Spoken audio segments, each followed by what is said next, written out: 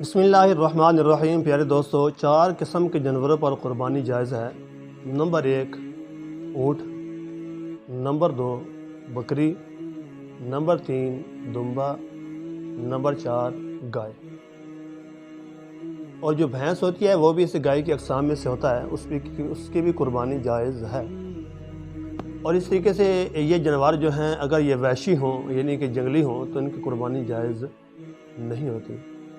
اور اسی طرح قربانی کے جانور کی جو عمر ہے، اونٹ کی 5 سال، چھٹے سال میں لگا ہو، سنایا اس کے سامنے والے 2 دانت نیچے والے جو ہیں وہ بالکل ہوں۔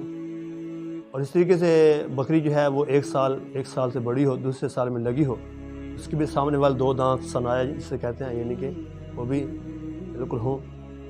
اور اسی طرح دمبا جو ہے وہ 6 ماہ کا، 6 سے 7 ماہ کا، لیکن دکھنے میں وہ ایسا لگے کہ وہ 1 سال کا ہے، صحت مند ہو۔